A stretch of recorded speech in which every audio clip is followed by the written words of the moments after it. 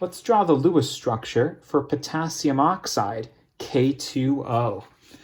Potassium comes from the far left of the periodic table. Anything to the left of this staircase is generally a metal. Hydrogen's the only exception to that. Potassium is definitely one of the alkali metals. Oxygen is to the right of the staircase. It's a nonmetal.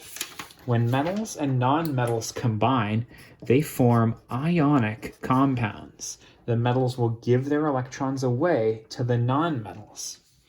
Let's find out how that happens. Potassium is in group 1. It brings 1 valence electron with it. K, with the dot. Beautiful.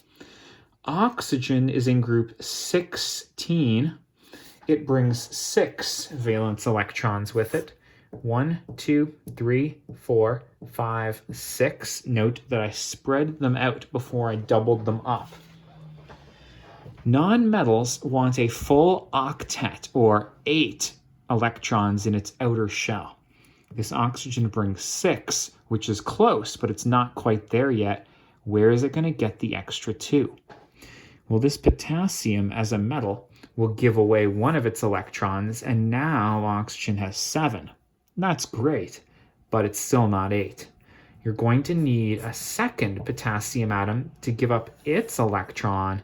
Now oxygen has the full 8 electrons that it craves, and it is a stable octet. Let's draw that for the people. Oxygen with 8 dots around it. That's 2 more than it brought with it. Remember, it brought 6. That means it has a charge of -2, and these square brackets mean that it's an ion of any kind. Get it? Ionic. You'll have to show people the 2 potassium atoms as well, but those potassiums no longer have their dot. Remember, they gave the dot away. They do have a +1 charge representing the fact that they gave away an electron. I like writing it twice if there's 2 of them. This is my preferred Lewis structure for potassium oxide. Note that there are 2 Ks and 1 O. That's why the formula is K2O. It's not a coincidence. You might be able to take a shortcut here. You might be able to show 2 times K, so you don't have to write it out twice. You'll still have to show that O with its full 8 electrons and -2 charge. Both of these are valid Lewis structures for potassium oxide. I personally prefer this one, but you should do what your teacher prefers. Hey, that wasn't too bad. Watch a few more and really get the hang of it.